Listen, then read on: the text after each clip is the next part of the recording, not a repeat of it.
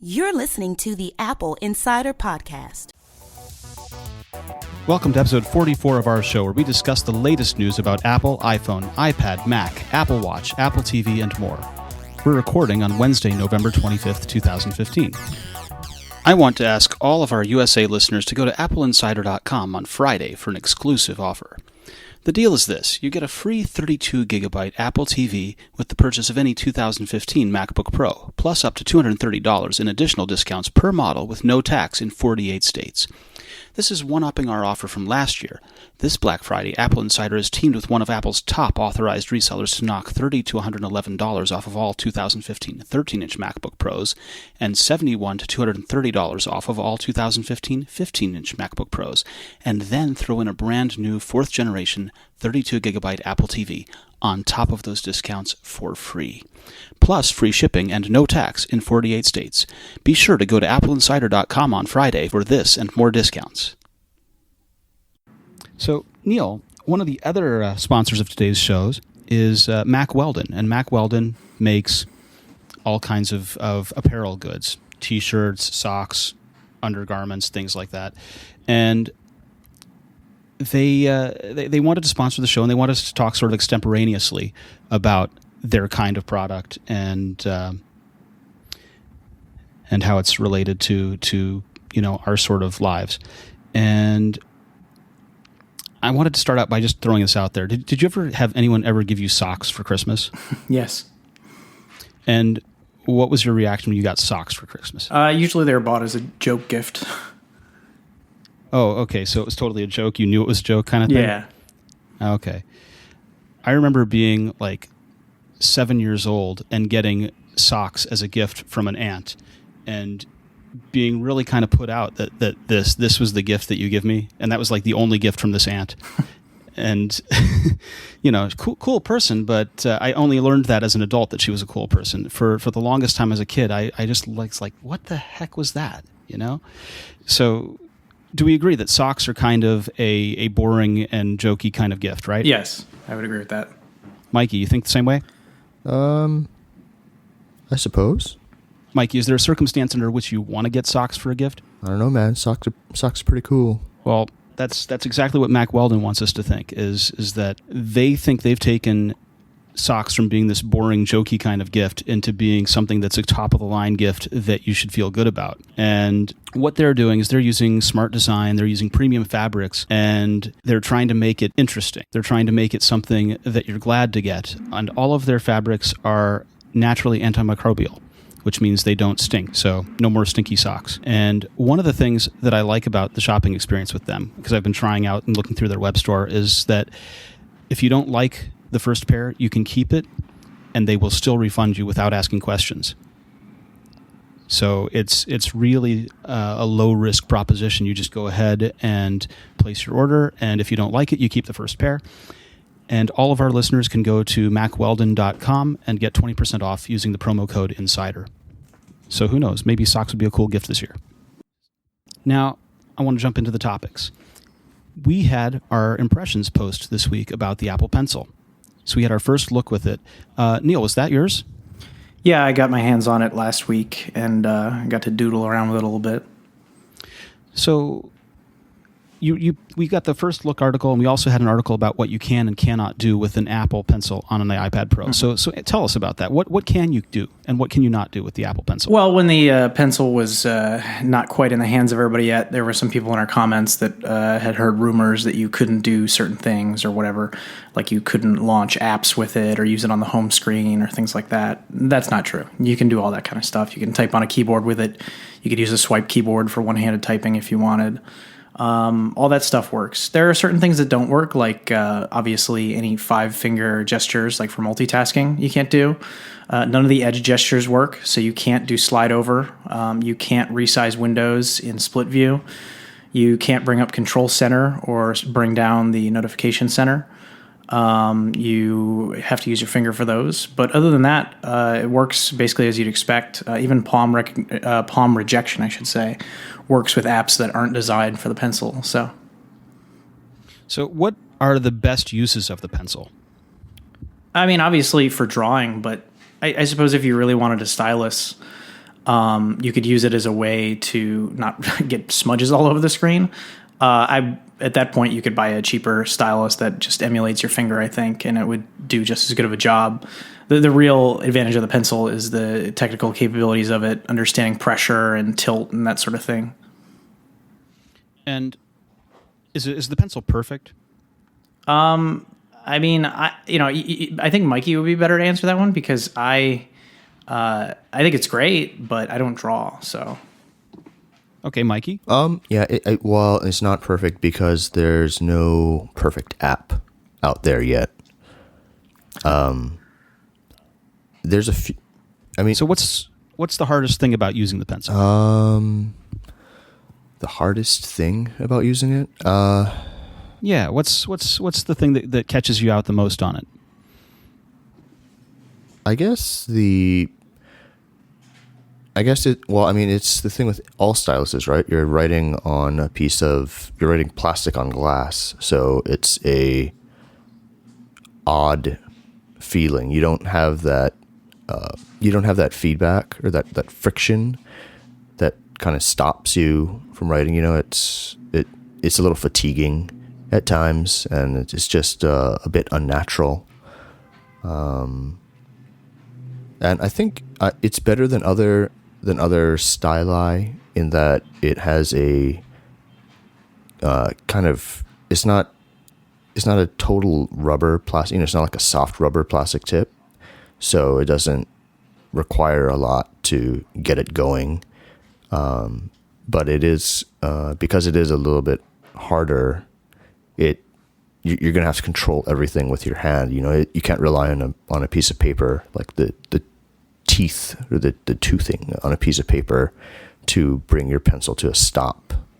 You'd have to do that with your hand, right? Now, you said there was no perfect app. Can you tell me a little bit more about what you would expect from a perfect app, or what's missing? Well, I mean, Apple's Notes, it's good, right? It supports tilt gestures, it supports tilt, pressure, and all that good stuff that pencil does, right? And there are a few good apps out there, like Adobe Sketch is pretty good. You can create some decent things with that, but there are for artists, I think it's kind of hard to make the jump if this is like their first digital drawing tool.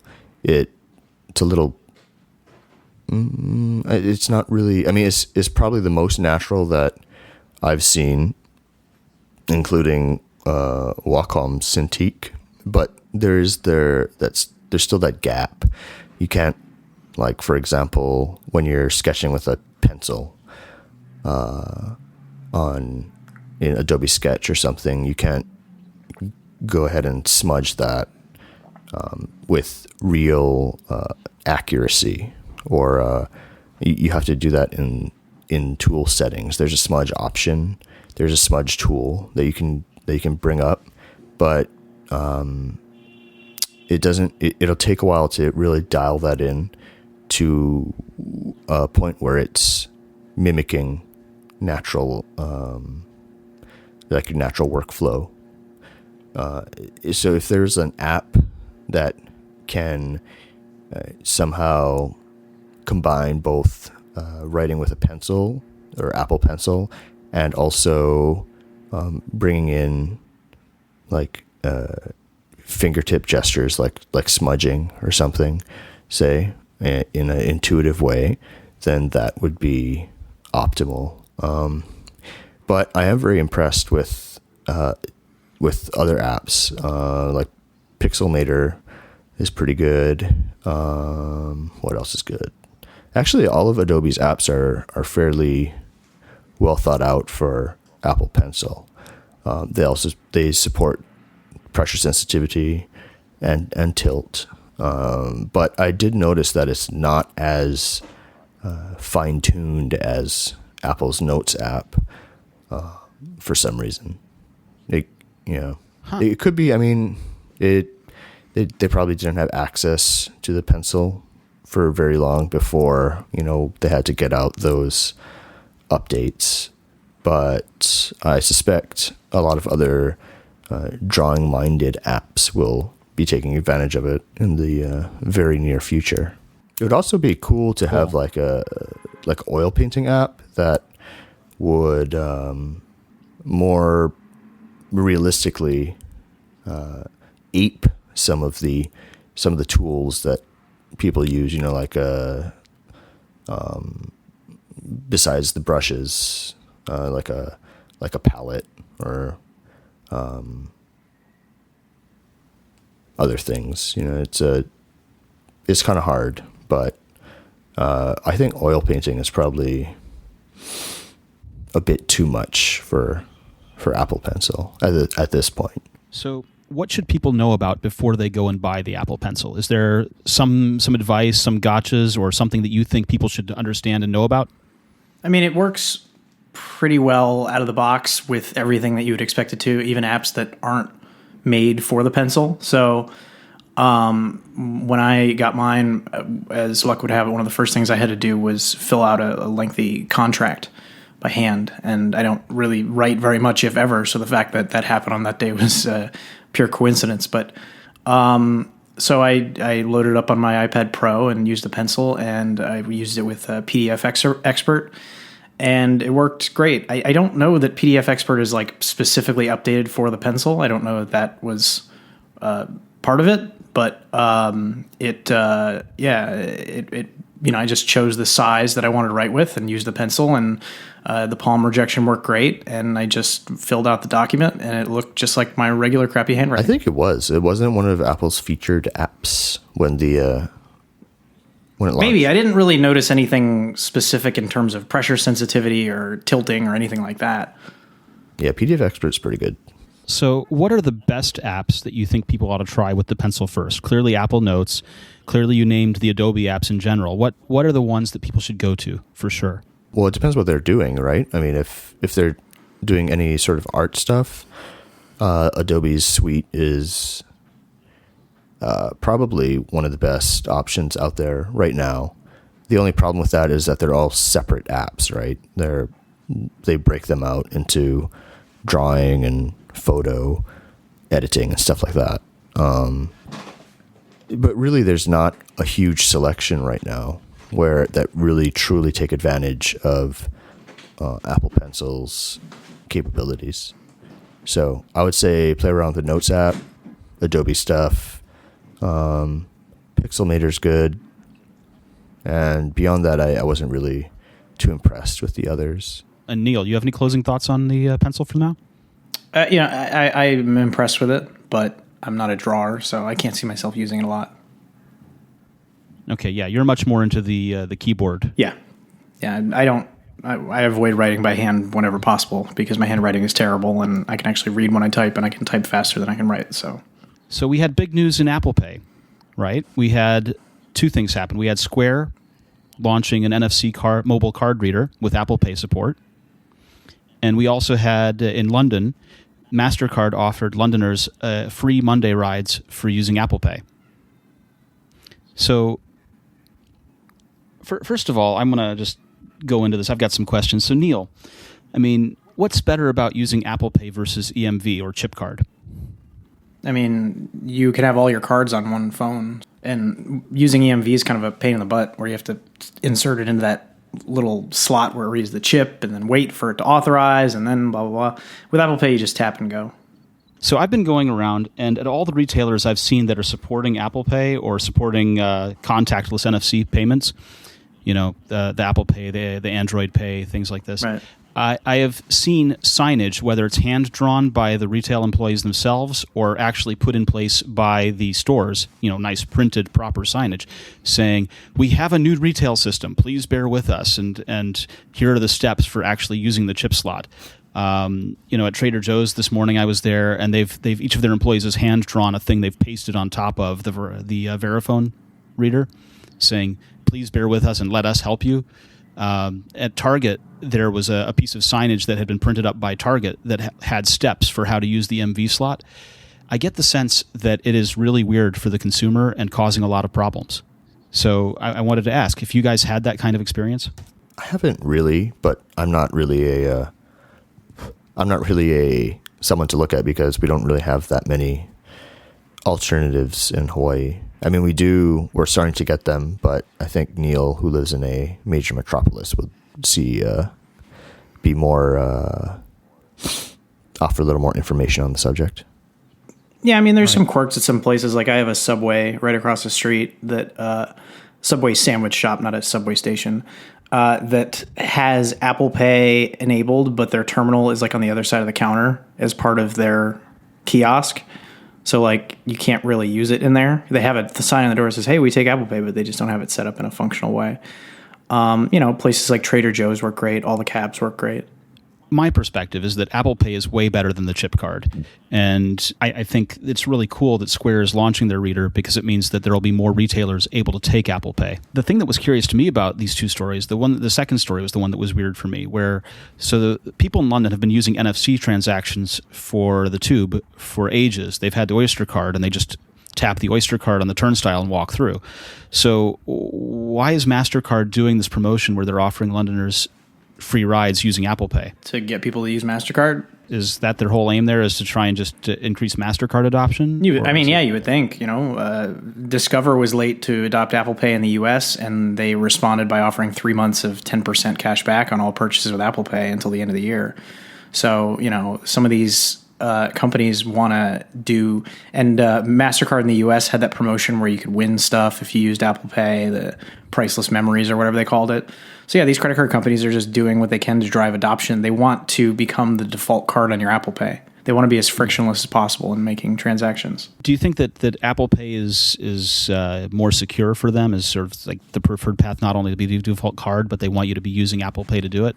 Yeah, because it's secure for them, so they're going to deal with less fraudulent transactions. And if you're a good, upstanding credit card member, they're going to eat the costs if your credit card number gets stolen.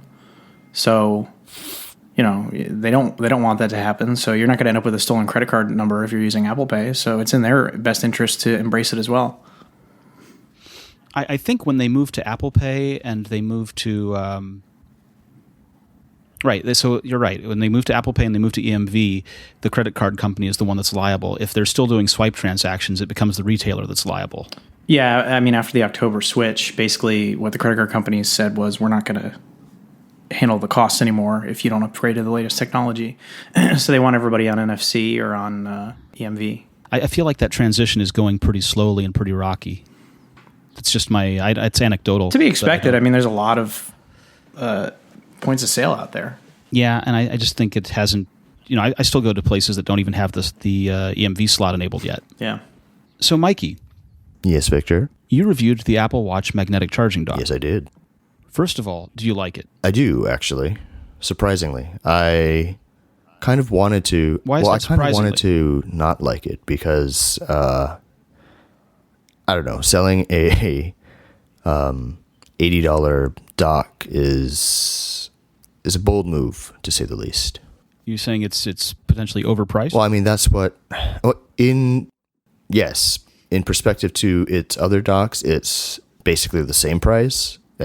As far as, the new aluminum iPhone docks that come in 3 different colors, it's identically priced. It's the same because it comes with a 2-meter long lightning cord. So, I mean, it's a kind of value-added thing. But the package, packaging them together makes the price, what is the cheapest watch at right now? On I know they're having some Black Friday sales. I think Best Buy's having $100 off all of the watches. Yeah, so that makes it a pretty huge chunk of a actual watch, right? So yes. Yeah, so it is kind of, I don't know. I feel like maybe I wanted to dislike it, but I didn't. And mainly for the reason that it is actually very handy compared to the other watch docks that I've tried out. I mean, you just slap the thing down and it has an integrated charging puck that you don't have to put in. So it's already built in. It doesn't have those like weird wire routing things going on. Apple's done that for you.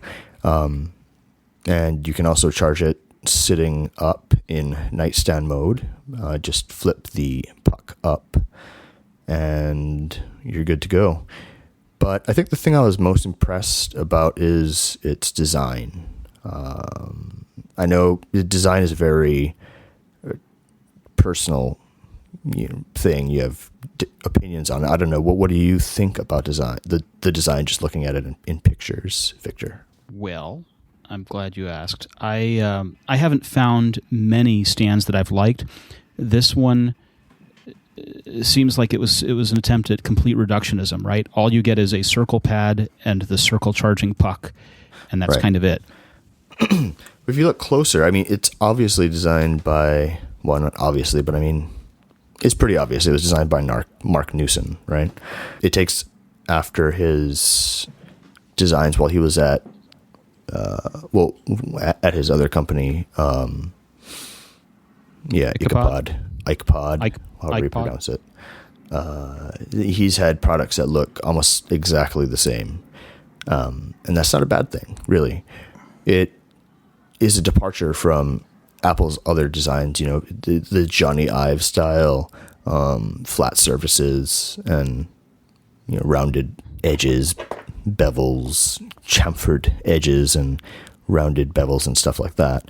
So it's kind of a refreshing change, and it does a lot to help set Apple Watch off aside from Apple's other products like iPhone and iPad. It does a lot to help it stand out on its own. And it kind of speaks to Apple's new direction of creating a true fashion product, something that can be sold as a fashion accessory instead of something that's purely just a pretty piece of technology. Let me ask you a little bit about this. So what's the texture of most of the surface? Well, the top is kind of like a soft touch rubber. It feels similar to like I don't know, it's kind of weird, but they're larger cords that connect the iMacs and stuff like that. It's kind of like that, except with a slight texture to it. So it's kind of soft. And it extends past the edge, the perimeter, so that there's a little ring of. That's sort of a little. Yeah, lip, it's like it's kind of like if you pinched off like a piece of ravioli or something. Right. Is that lip heat sealed at all? I think it is. I can't tell for certain because I didn't take it apart, but. It looks to be that way. It looks like kind of like flashing. I don't know if you're, yeah. Yeah, that's the part I don't like. You don't like that? Yeah, I didn't like that at first either because it was very non-Apple. It seemed kind of unnecessary. Turn off your text Mikey, why do you keep... It's in the other room. You guys can hear that? Okay, it's off. So, yeah, that flashing is a little bit irritating to me. You said it was irritating to you at first. What happened? But then I realized, that it really works well with the design, and it does a lot to make it stand out among Apple's other products. It's very non-Apple-y, right? It's like you don't see those kinds of flourishes elsewhere in Apple's product lineup. So it kind of is in your face saying that, this is not the usual thing. I'm torn here. I like the way that the charging puck flips up. I like that the little hinge out of the center circular ring and the whole mirrored finish to it. That part looks very nice. That looks like jewelry. But the lip and the sort of heat sealed look to it just feels like cheap and unfinished to me. So yeah, it looks a little different in real life. I think it does work well with it when you see the materials and all that good stuff up close. In pictures, it does look a little cheapy. Better in real life than photographs. But I mean, go down, check it out if you're interested in it. I recommend seeing one firsthand. What's it cost? $80? What does it? The Is it 80? Yeah. Yeah, it is. Yeah, it's way too much money. Yeah. Well, I mean, when you consider that, I mean, you have the $30 charging cable with it, it comes out to $50. So it's basically But it's not a charging, it's just a lightning cable. Yeah. Which Apple sells for A really long $30. lightning cable. So It's a lightning cable that plugs into the dock. And then the dock itself has the lightning charger on it. So it's not like you could bring it with you on the go and have like a nice portable. I mean, you already have a cable, I guess, that came with your watch, but still. yeah. Well, I mean, it's the same price. Look, if you take away the cable, right, it becomes $50. It's a $50 charger. And unlike But you can't. You have to buy it with the cable. You have to buy them together. You're doing the breakdown to see what the bill of materials feels like. well, not only that. But you still have to buy it down to. Okay. Well, think about it this way. You can't use it with the. It'll be difficult to use it with the lightning cable that the watch came with. You can't use it with the cable at the watch. No. But you can use this. I don't have to use their 2-meter long cable, right? I can bring any other Apple lightning cable and plug it in there. It's just got a port on the side. Right. Is there anything special about their 2-meter long cable other than the fact that it's longer? Is it better made? No, they just packaged a 2-meter cable in there with it. Does it have better strain reliefs on it? No. It's the same. It's just a 2-meter cable without the white box packaging that it usually comes in. They have a huge cable with the iPad Pro. How long is that cable? Like 5 or 6 feet or something. Yeah. So it's the same 2-meter cable. It's good for, wrapping around your nightstand, etc. And you also have to, the puck itself, it's integrated into the dock, right? So in that sense, it's a bit more of a value proposition compared to their iPhone cables or their iPhone docks, which are pieces of aluminum with a lightning connector sticking out the top. So it's a bit more technology in the dock itself. Okay, so how you're starting to get there, but I want to ask it. How is this better than the third-party stands? The puck is integrated, so you don't have to try and put it in. You don't have to try and you're not going to get that part alone. Yeah, makes you're not going to get that weird. You're not going to lose whatever amount of cable it takes to put into the route around and slap it on. Some of the docks come with hidden cable routing things, so you can wrap the cable around a bunch of times, so you don't have to put a bunch of extra slack. Are you thinking of the Griffin one? Yeah. What are some of the other ones we looked at? I have one from somebody else. I think they charged like $60 for it when it came out. And we reviewed it here on the podcast, and it was the first one out. And my take on it was, I mean, if you want to spend $60 on a dock, I mean, you'll be happy, but it's not worth $60. Yeah. I forget, who was it? It wasn't the Griffin one. It was... we got the Griffin one second. Was it Mophie or somebody? There was an aluminum one that we had. Yeah, first. it was an aluminum dock. Let me see if I can find it. Yeah, but the thing is integrated. The puck is integrated into the Apple one. And there's a small, just regular wire going into the base, and then it routes to the lightning connector port. So you came to this... Mophie Apple Watch dock is what it is. And it launched in May. It was the first one out. And it was priced at $59.95, which is just way too much. Yeah. So, first of all, since we said that's way too much, and this we initially thought was too much, what's the right price for a dock? What should a dock cost? I mean, Apple's should be, the one that Mikey's got, it should be 50 or 60. And what should third-party ones cost? 30. If they don't have their own cable, 20 or 30. Okay. Good to know. So the biggest benefit of getting this is that it's made by Apple and it comes with a really long cable, and you get a second charger basically instead of having to reuse your initial puck that came with your watch. Right. Who should buy this thing? Is there someone you have to recommend this to Completionist. and say, that's exactly who needs this thing? I mean, it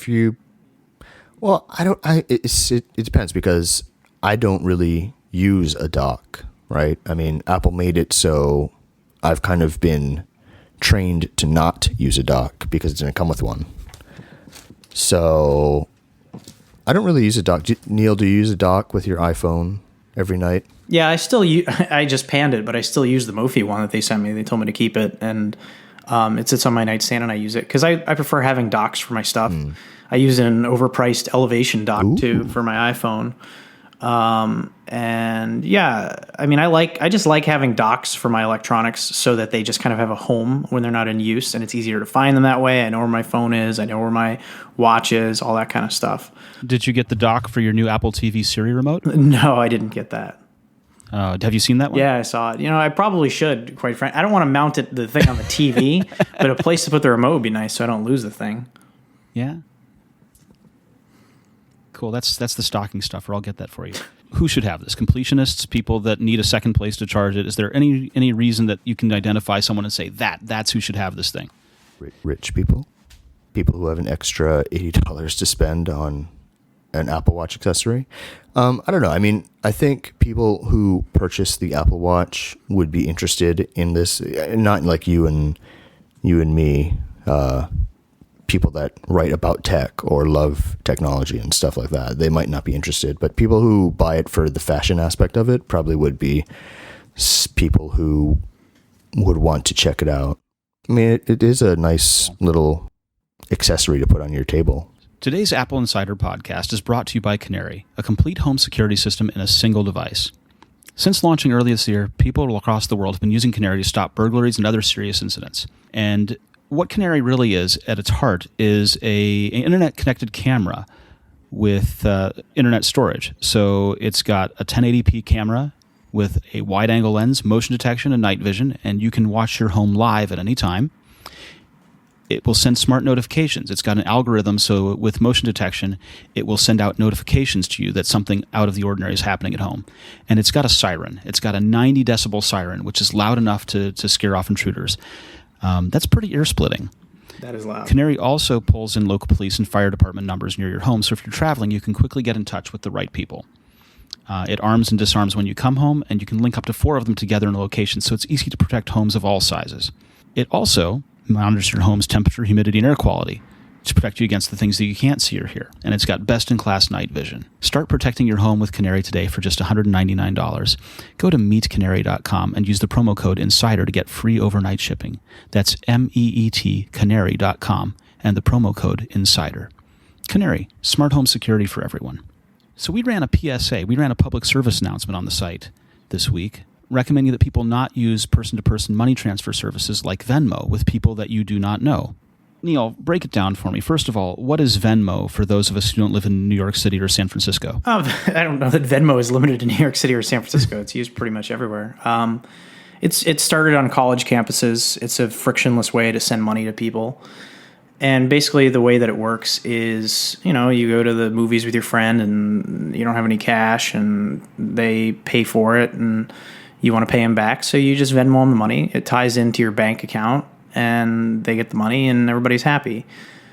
So what happens? What happens when you use P2P with Venmo with people you don't know? Well, if you use Venmo, the thing is Venmo, because of the way banks work, it takes 2 to 3 days for a transfer to take place. So Venmo essentially fronts the money. They say, okay, we'll put the money in there, and when your bank clears it, then it'll be that money that we'll take. What happens is if someone sends money that they don't have in their account, the recipient, end up being the one that gets screwed. So the reason you shouldn't use Venmo with people that you don't know, it's actually in their terms of service that they don't want you using with people you don't know, is because scammers can do things like buy things from you and transfer you the money, and it looks like you have the money. And then a month later or 2 months later, you find out the money never came through, and Venmo, which doesn't guarantee purchases, says, too bad, and that's it. So I experienced this week. I'm in the process of moving and was selling a couple old iPhones that I just never got around to selling, and I was pretty stupid about it. And I saw a transfer show up with money from Venmo. It looked like it was in my account. It was through the official app. Got an alert from Venmo. I got an email from Venmo. It all checked out. And at that point, you almost feel pressured because it's like, well, you paid me the money. Here you go. Take the phones. So, it looked like I had the money, and I was stupid, and I didn't look into it. But something about it seemed suspicious. A guy was willing to send me money without even having looked at the phones. So I started Googling just because I knew something wasn't right. And that was when I found out how the scam works. So people, I guess, just set it up with fake bank accounts or something, and there's money that isn't in the account, but they transfer it to you, and Venmo takes a few days to figure out the money is in the account, and then you never get the money, and then you're out 2 iPhones and Venmo says, contact the person you did the transaction with. It's not our fault. Yeah, they have no claims department. So I looked into it, and there was an article that Slate had done a couple months ago where they talked about one guy who sold NBA tickets and ended up out like $2,500, and they contacted Venmo and they didn't get their money back. So this happened to me Monday night. I contacted Venmo that evening. They said that they would hand it over to their investigation department. The next day, I was writing a story about it just as a PSA, just to let people know, because I talked to my friends about it, and nobody knew that you're not supposed to use Venmo with people you don't know. Everybody was like, I've never heard of this. So I reached out to Venmo from my work email account and just said, hey, working on a story on this, was affected by this last night and just want to let people know so they know the policies of Venmo. About an hour after that, in the Venmo app, I got an alert from their investigation department saying they had credited me the money that I was owed. And then they sent me a quote after that. So you can draw your own conclusions about that. My suggestion to people that are listening is don't expect that you're going to get your money credited to you from Venmo, because they don't promise it and they're not obligated to. And so I would imagine that in many cases they're just not going to. I don't know how often or in what circumstances or how they decide to refund people their money. I didn't ask them to as the managing editor of AppleInsider. I asked them to as just a user of their service, and then I asked them for a quote as the managing editor of AppleInsider, at least with different email addresses. So that's kind of the way things played out. And, just want to be transparent with everybody when we write this kind of stuff. This wasn't meant to be an endorsement or slamming of Venmo. It's just more of we know you're out there using Venmo because it's convenient. Just be careful when you're using it. The reason that people like to use Venmo, especially when it got started in college campuses, is how frictionless it is. The sign-up process is very easy. And in making the sign-up process easy, you don't have to verify as many things, like how much money is in a bank account, for example. So, yes, it's easy and convenient to use Venmo, but that comes with inherent security risks that some users may not realize. So that was just why we put the PSA out there, just so people knew that don't do business on Craigslist with Venmo. It's a bad idea. Yeah. So let me ask, what is safe to use? What would you recommend people do for person-to-person transfers? Cash. With strangers. Cash is good. I know that some people, the way that Square Cash works is different because it handles it as a credit card transaction and there's no fee to the user. So maybe that's safer, but I honestly haven't looked into it enough. I've used Square Cash, but with friends. I've never used it with a random person, and I've never been scammed on it. So I don't know. I do know from experience that the way that Venmo operates allows people to scam like that, so you shouldn't use it with people you don't know. Square Cash, supposedly, people in comments and on Twitter were saying that it's more secure because of the way it works, but I'm hesitant to hand out a endorsement like that because I have not personally looked into it, and I don't know if you could scam with it. And I think it's just a good rule of thumb. Don't use these services to exchange money with people you don't know. Stick with cash if it's somebody you don't know and you're selling something on Craigslist. Or just, take a little bit of a loss and sell it through a service that does back up what they say, like a StubHub or if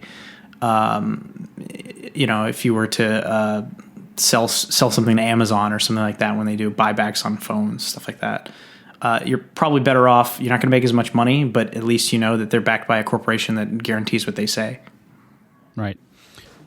Square Cash, PayPal, Google Wallet are always do person-to-person, but your recommendation is play it safe. We can't endorse any of those because we don't know the paths for... I think they're great with your friends, but if you can go over to your buddy's house and knock on the door and be like, hey, how come you didn't send me the money you owe me?